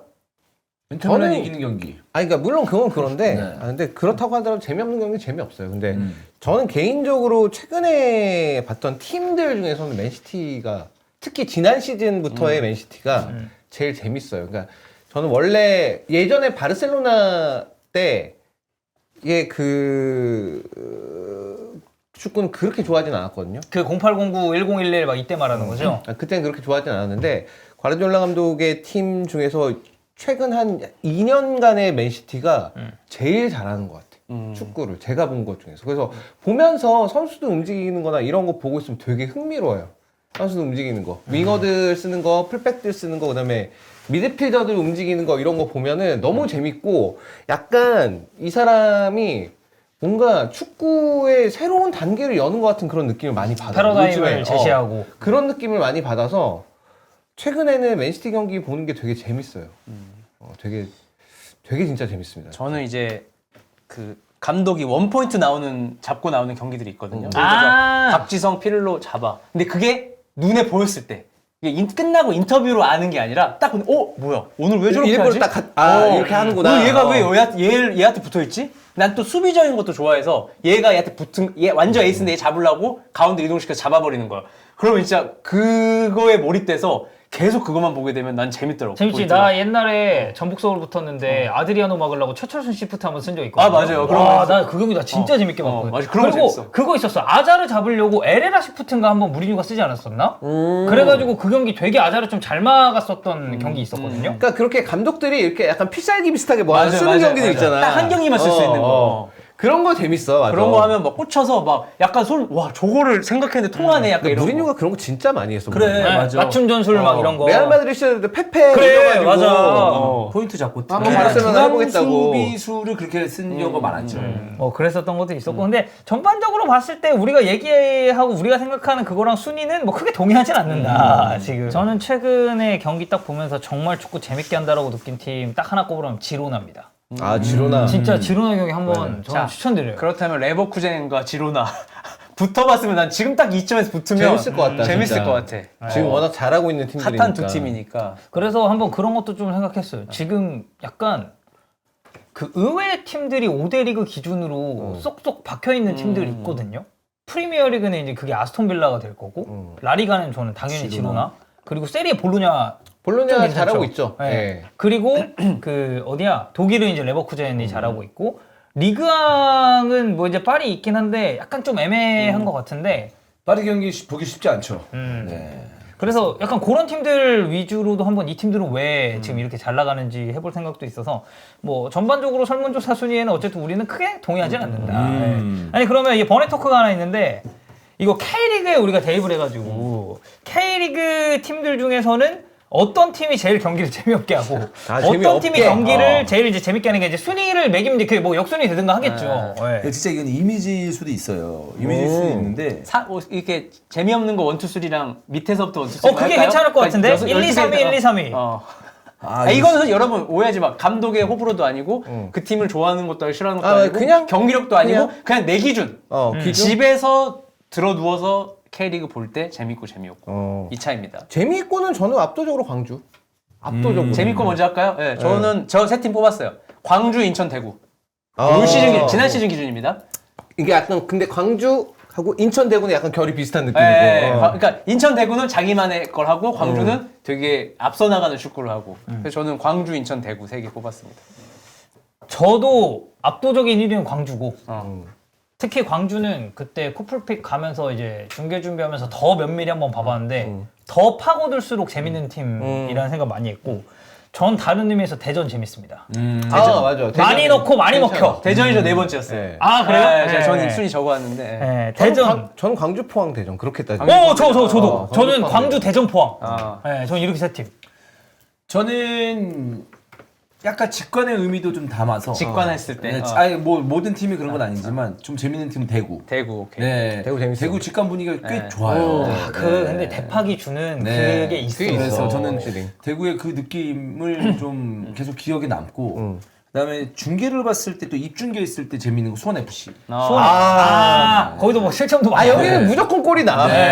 그러니까 먹히든 넣든 간에 어쨌든 골이 나와. 네. 완전 캐릭터가 확실하잖아 수원 FC는. 그래서 그때 부산 스프 붙었을 때도 네. 스프가 1대0 해서 계속 갔는데 네. 커뮤니티에서 반응이 야 실점이 없으면 스프가 아니야. 네. 근데 결국 부산이 1차는 뒤집었잖아요. 맞아요. 네. 그래서 그런 그것도 있고 역시나 저는 포항하고 광주 정도로 뽑을게요. 포항, 광주, 대구, 수원 FC 이 정도. 네. 그래서 참 내년 포항이 좀 궁금하긴 합니다. 네. 네, 이제 새 감독이 또 왔으니까. 자, 노잼 제가 먼저 갈게요. 1, 2, 3 이렇게 갈게요. 제주, 강원, 전북. 올 시즌 기준입니다. 지난 네. 시즌 기준입니다. 아니 이유 좀 얘기하세요.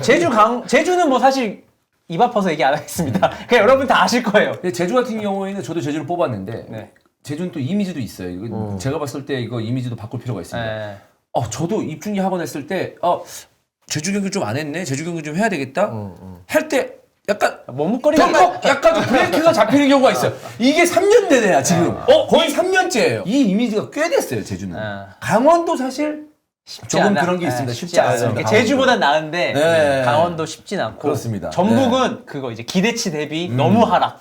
예전에 그 느낌 전혀 없어. 그리고 너무 지루해. 뭘 하는지 모르겠어. 네. 근데 어떻게 승점을 가져가긴 하네? 이런 느낌이라서. 그리고 또 제주 같은 경우에는 모르겠습니다. 이번 시즌에는 잘 느끼진 못했지만 제주 자체에서 중계를 하고 이제 그거를 네. 이제 옵티브로 봤단 말이에요. 맞아요. 그래서 현장감도 떨어지고 중계해 봤을 때 소리도 그리고 좋고. 약간의 중계의 어떤 퀄리티라고 해야 되나요? 그게 연맹에서의 중계 퀄리티가 이번 시즌 말도 안 되게 좋아졌거든요. 엄청 좋아졌지. 말도 안 되게 좋아졌어요. 뭐 쿠플픽도 하면서 뭐 사전에 분위기 띄우는 것도 있고 연맹 자체 내에서의 중계의 어떤 퀄리티도 너무너무 좋아졌고 JTBC도 말할 거 없고 진짜 이번 시즌에 별로 그런 게 없었잖아요. 제가 그 한번 중계 있다고 하지 말라고 하면 급발진. 제그 힌드풋살 멤버입니다 그 PD가 제가 대로. 아, 그래 JTBC 그거. 네, 나갔어. 외주로 나갔어. 나갔어요? 근데- 상처를 많이 받고 저한테 전화했어요. 자기가 잘못한 건 맞대. 실수를 했대. 주원이 형한테 잘 좀 말해달래. 근데 어쨌든 되게 진짜 중계의 그런 것도 왜냐하면 저는 입중계하면서 짜증난다고 바로바로 얘기해버리니까 근데 그렇게 하는데 그게 진짜 기억이 안 날 정도서 퀄리티가 좋은데 제주는 약간 그런 아쉬움이 있긴 해요. 그래서 그런지는 모르겠지만 그게 맞물려서 어찌되었던 제주 경기 보기가 좀 힘들다. 강원도 좀 그렇고 저는 그거 있습니다. 뭐 그 뭐가 있어? 수원 삼성. 수삼. 아 수원 수원 삼성을 이제 마지막 경기까지 팔로우를 제가 다 했잖아요. 네. 아 그게 있었던 것 같아요. 지난 시즌 기준이에요. 수원 삼성은 뭐냐면 내가 알고 있는 수원 삼성이 이거밖에 안 되나? 와 답답하다. 이 기분 좀 가장 크지 않았을까라는 생각이에요. 비슷하죠. 저는 제주강원까지는 같아요. 네. 같은데 사실 그 다음에는 다 고만고만 하거든요. 아, 전북, 그렇게. 뭐 수원, 서울도 뭐 서울도 뭐 그렇게 막 네. 임팩트가 있었다고 보기도 어렵고 그래서 한 팀을 뭘 하기가 좀 애매한데 그 기대치로 따졌을 때는 확실히 전북이 좀 많이 떨어졌던 것 같아요. 이번 시즌에는. 네. 올해는 진짜 전북이 많이 떨어졌던 것 같아요. 그러니까 중간에 감독이 바뀌었음에도 불구하고 이게 뭐 감독 바뀐 뭐 효과도 거의 없는 것 같고 그랬던 것 같아요, 되게. 자, 오늘 언급 안 된 팀 울산 하나입니다. 아 그래? 위에서도 아래서도 언급 안 돼. 딱 중간 정도인 것 같아요, 울산은. 왜냐면 전 후반기가 조금 달라서 그런 걸 수도 있어. 네. 왜냐면 전반기 울산은 엄청 재밌었어요. 근데 후반기 울산 따지면 이거 재미없는 거에 들어갈 만해, 솔직히. 이거 울산에 대한 형이 얘기한 재미없는 거 그거에 대한 약간 비슷한 뉘앙스가 오늘 얘기했던 K리그 정산에 들어갑니다. 정산에 이 형이 얘기한 뉘앙스가 비슷한 느낌 있지. 그 내용에 들어가니까. 근데 대부분 보시는 분들이 저는 공통적으로 그렇게 생각할 거라고 항상 여기고 있기 때문에 저는 일단 전북은 빼겠습니다. 제가 전북 꼽는 건 너무 그냥 약간 원래 팬은 그 팀 못하면 더 막 그런 거 좀 있잖아요. 전북 축구 올 시즌 되게 재미없었고 저는 제주, 수원, 서울이에요. 제주, 서울도 뭐 서울도 저는 뭐 어수선했지. 그리고 특히 이제 저는 이제 그 슈퍼매치 보면서 이게 슈퍼매치인가?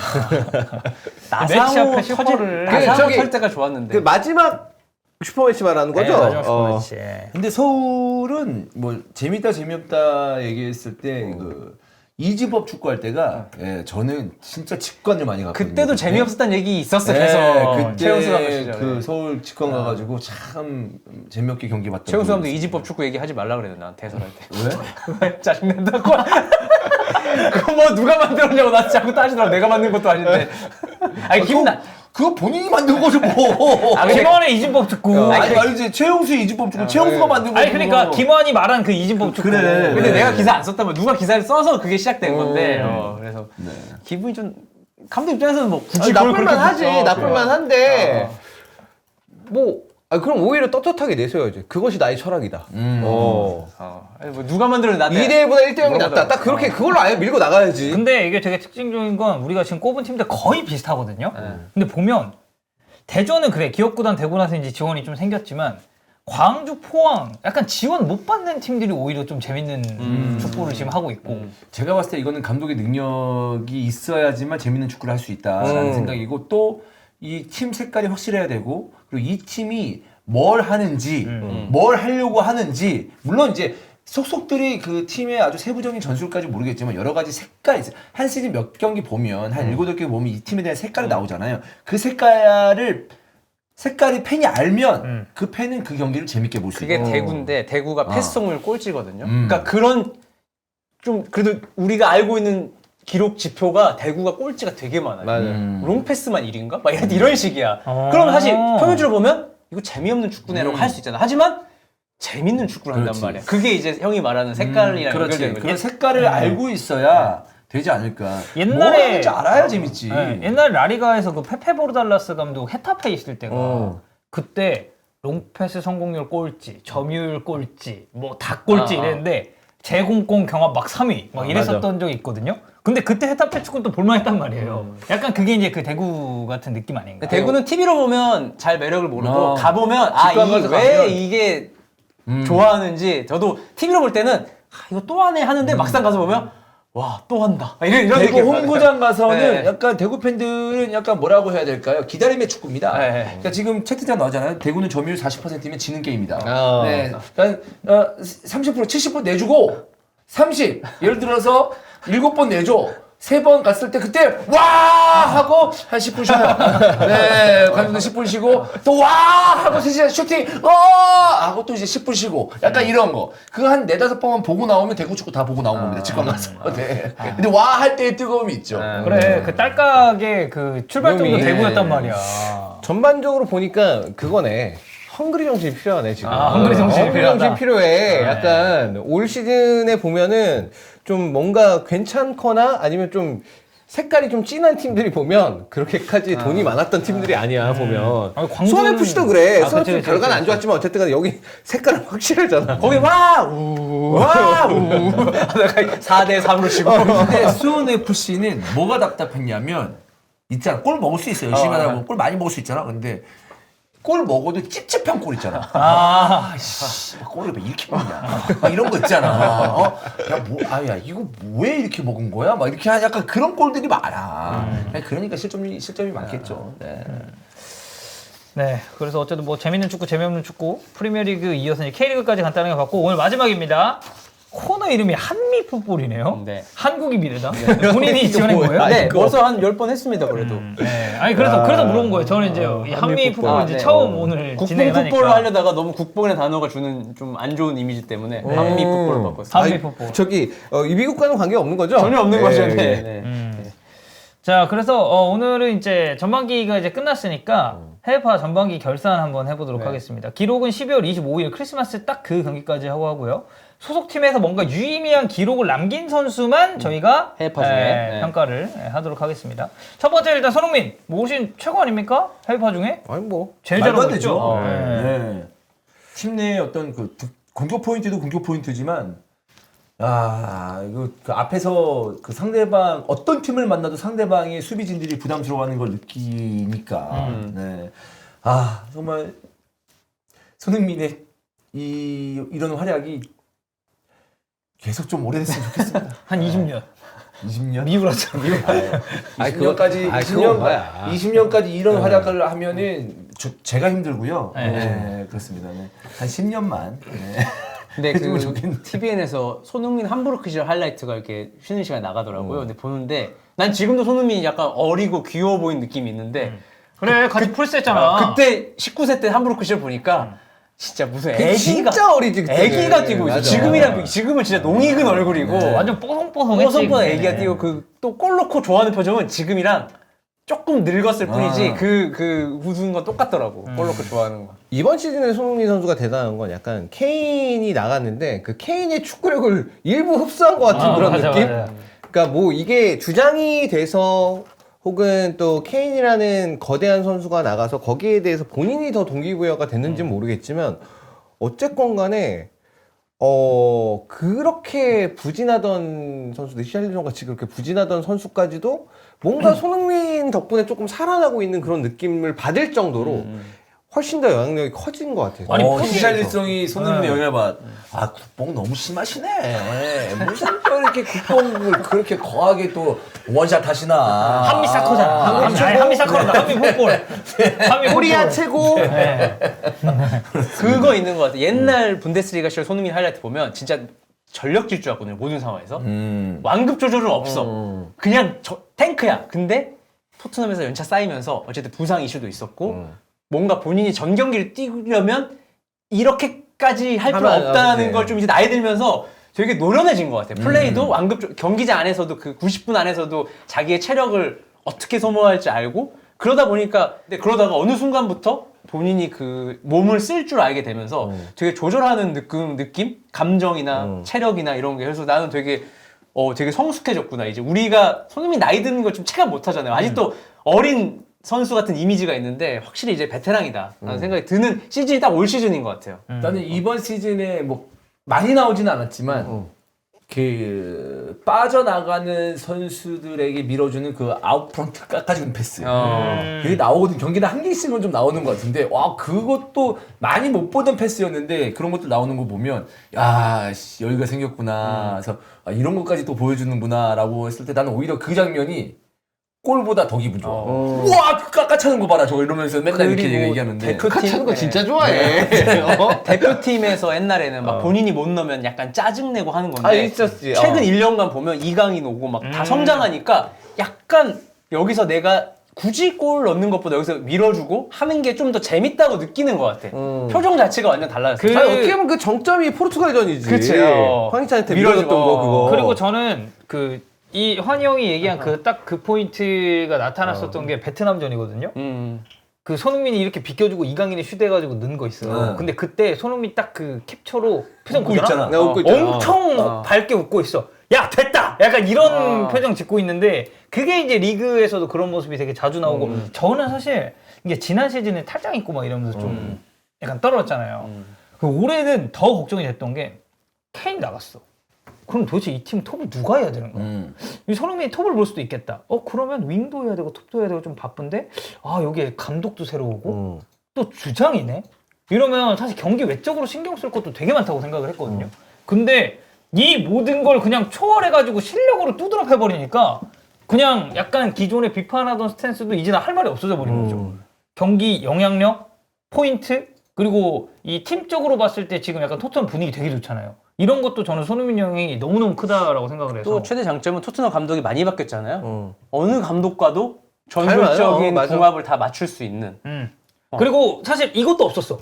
거의 없었지. 네. 없었지. 항명하고 이런 것도 없죠, 없지. 사실. 그러니까 그런 것도 약간 한국 선수들이 가지는 어떤 네, 어떤 특유의 특유의 그러니까 동양인들까지 해야 돼. 유교 문화권에 있는 선수들 특유의 그건 것 같아. 이거는 일본 애들도 많이 잘 된다고 불만이 좀 감독들이, 있지만 그런 애들이. 거에 대해서 조절을 하고 이런 거도 잘하면서 모든 감독하고도 잘 지내고 뭐 설령 좀 이상한 포지션에서 이상하게 투입됐다 하더라도 전혀 티 안 나면서 묵묵하게 그냥 뛰고. 그런 건 좋은 것 같아요. 네, 손흥민 뭐 너무 잘하고 있고. 자, 그다음 황희찬 보겠습니다. 황희찬 선수는 뭐 올 시즌이 최고 활약이라고 볼 수 있죠. 네, 진짜 커리 하이 나올 것 같은 그런 느낌이. 첼시에서도 조금만 운이 좋았더라면 공격 포인트를 막판에 약간 힘이 떨어진 게 약간 느껴져서 그 형이 입중계 했었던 경기였죠? 그거. 네. 근데 그것도 어떻게든 간에 버텨가지고 맞아. 골 좀 넣으려고 하는.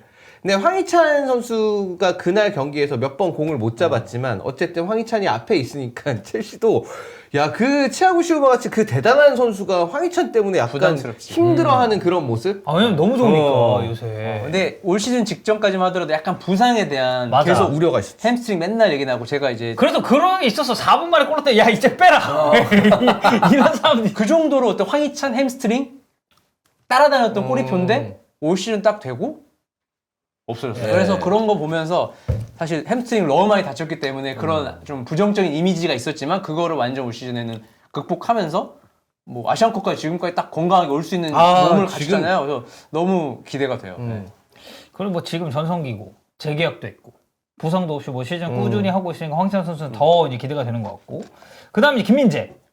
일단 바이언 넘버 1 수비수입니다. 센터백. 네. 압도적이죠. 네. 그리고 수비하는 모습이 그냥 김민재만 부상이 없었어. 뭐 지능적으로 당연히 수비를 하고 똑똑하게 수비를 깔끔하게 하고 있는데 간간히 나오는 그 몸싸움, 독일의 키 큰 공격수들을 밖으로 내보내는 그런 몸싸움들이 제가 봤을 때 우리한테도 통쾌함을 주지만 아마 그걸 거예요. 독일 팬들도 놀랄지도 모른다. 그렇게 수비하는 선수 많지는 않아요. 네. 그런 와. 스타일이 별로 없어. 독일. 야, 동양인이 저렇게 갖다 박아가지고 쟤를 나뒹굴게 만든다고? 약간 이런 생각도 할 거예요 아마.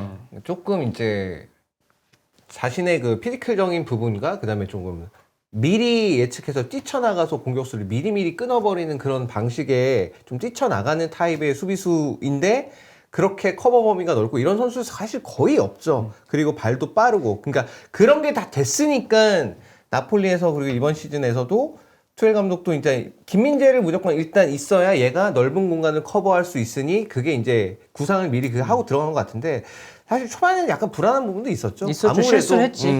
했는데 그 이제 그런 김민재처럼 끊어서 나가는 수비수들이 있는데 그 선수들이 공통적으로 김민재보다 느려. 김민재보다 공을 더 잘 찰 수 있는데 느리니까 한 번씩 대형 실수를 하는 수비수들이 빅리그에 있잖아요. 아 조금만 빨랐으면 이거 실수해도 커버할 수 있는데 근데 김민재는 속도가 뭐 사실 속도만 놓고 보면 중앙 수비수 가운데 세계적으로 볼 때는 탑급의 수비수 진짜. 속도가 빠르니까. 갖췄으니까. 판단이 되게 좋은 것 같아. 네. 판단이. 저거 내가 나가서 끊을 수 있다 없다 그 판단을 하는 게 되게 중요한데 그 판단을 네. 되게 정확하게 잘하는 것 그리고 같아요. 그게 사실 한 끗 실수하면 이거는 바로 실점이랑 직결되는 상황인데 김민재는 그게 딱딱딱 들어맞는 느낌이 있어서. 그리고 뛰는 폼이 난 솔직히 저렇게 뛰는 중앙 수비수 없다고 봐. 저 잔발 그 스텝 뭐라고 해야 되지? 그 김민재 이렇게 특유의 하는 게 스텝이 있는데 있어. 보통 그렇게 안 뛰어요. 수비수들은 등치도 크고 키도 크기 때문에. 성큼성큼 뛰고 그런 근데 느낌인데. 김민재는 스텝 자체가 되게 특이한 스텝을 가지고 있어서 좀 그런 부분들도 다 장점으로 잘 승화를 시킨 것 같고 그리고 팀에서도 적당히 잘 어울리는 것 같아요. 막 안에서 막 하진 않는데 경기장 안에서는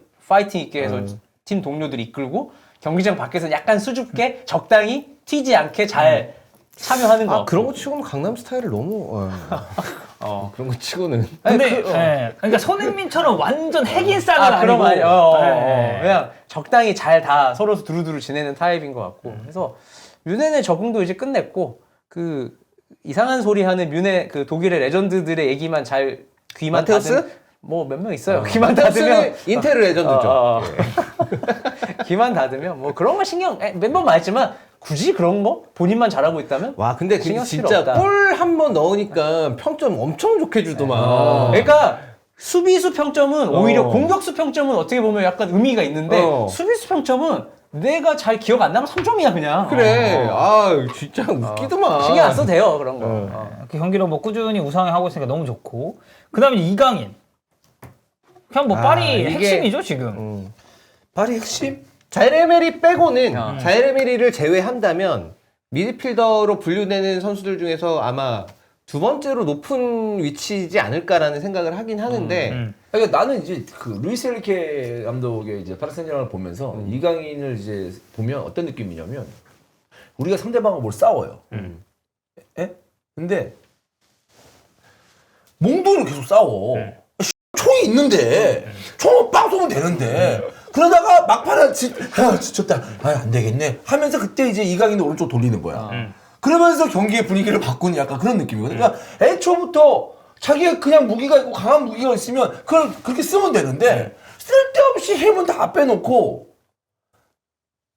아주 중요한 무기를 나중에 쓰는 그런 좀 뭐랄까 바보 같은 짓을 하는 게 아닌가 라는 생각이 들 정도예요. 그러니까 네. 저는 이강인 선수 경기를 제가 올 시즌에 계속 중계를 하고 있잖아요. 저는 파리 생제르맹 핵심 멤버라고 생각해요. 그러니까 뭔가 그런 애매한 선수 있잖아요. 이 경기에서 쓸까? 써야 되나? 아니다. 이 말고 이 다음 경기 좀 대비해서 아끼자. 약간 이런 느낌이 드는 선수들인데 저는 이강인 선수는 미드필더 라인에 있어서는 핵심적인 역할을 지금 루이스 엔리케 감독이 전 되게 좋아한다고 생각하거든요. 이강인 선수 그렇지. 자체를.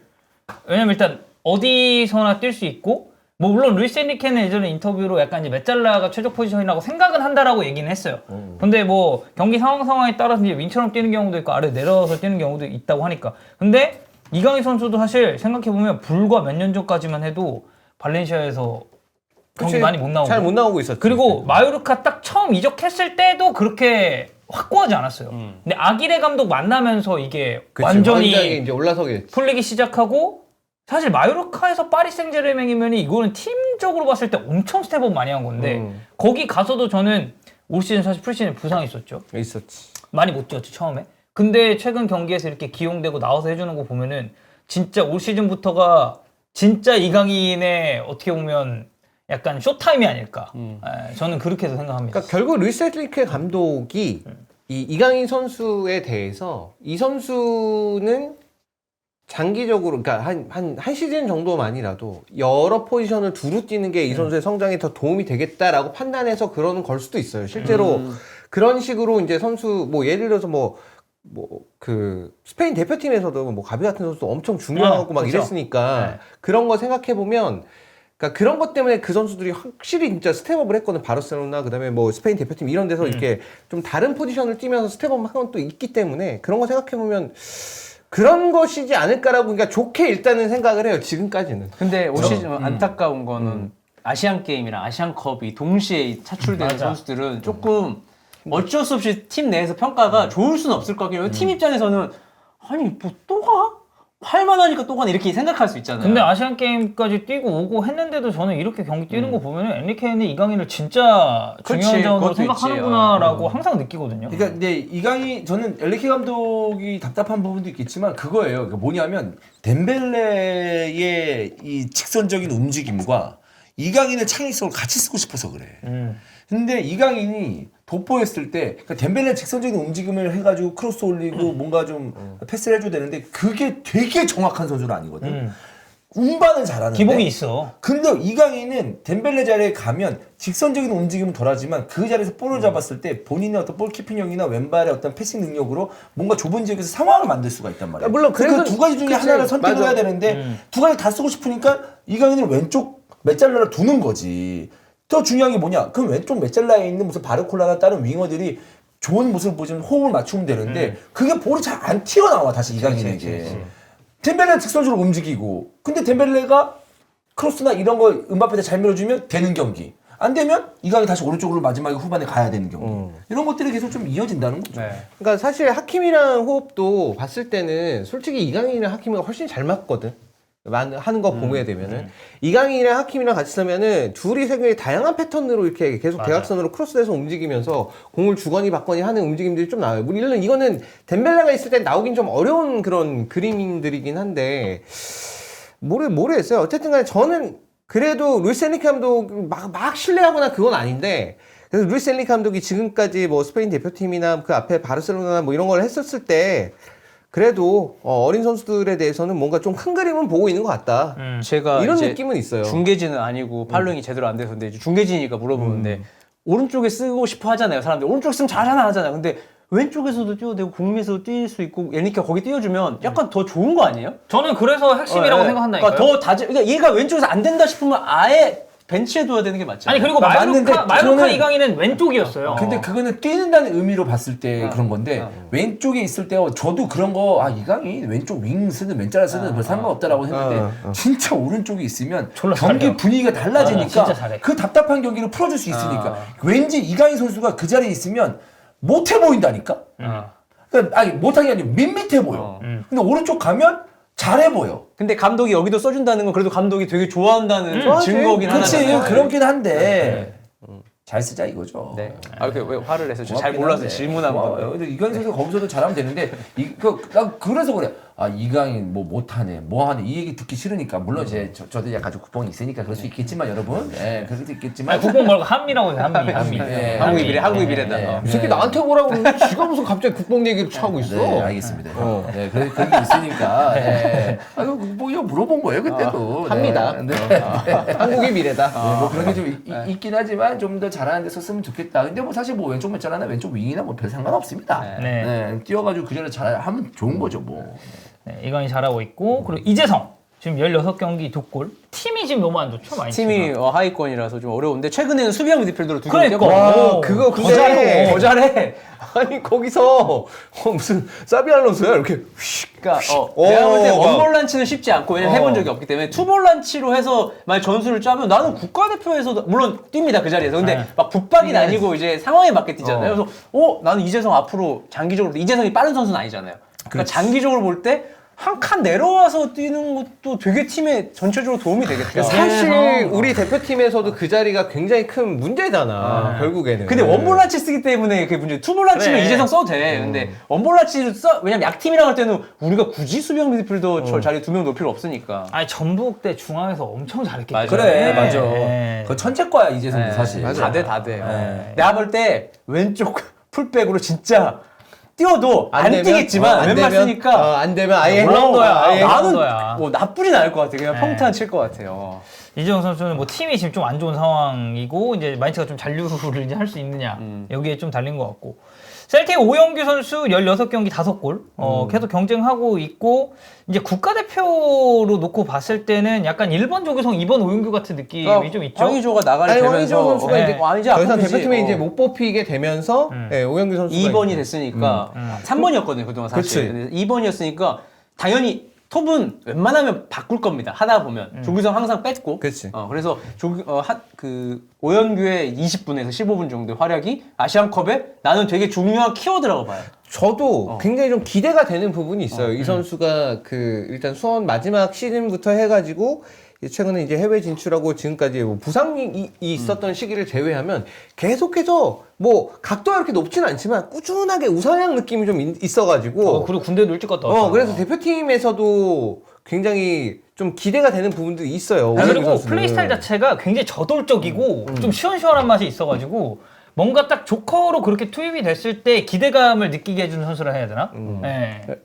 셀틱에서도 뭔가 밀리는 듯 싶었지만 그것도 경쟁 이겨내면서 또 선발 다시 또, 나왔다가 또 맞아. 내려갔다 하는 거 봤을 때 내가 볼 때 좀 이게 독한 느낌이 있어 이 선수는. 막 플레이도 막 진짜 그렇지. 막 끝까지 해가지고 맞아. 발끝에 대고 이런 플레이가 되게 많은 거 봤을 때 어쨌든 그런 마인드 자체는 되게 공격수로서 좋은 것 같고 이제 셀틱이 뭐 리그가 조금 낮아서 그렇지 셀틱이란 팀에서 이게 뛴다는 게 잘하면 뭐. 진짜 어려운 일이긴 한데 여기서 이제 계속 기회를 잡는다는 것만으로도 저는 되게 긍정적이라고 생각이 됩니다. 그리고 이제 같은 셀틱의 양현준 15경기 골 하나 그리고 도움 하나 기록했고 양현준 선수는 이제 계속 경쟁해야죠.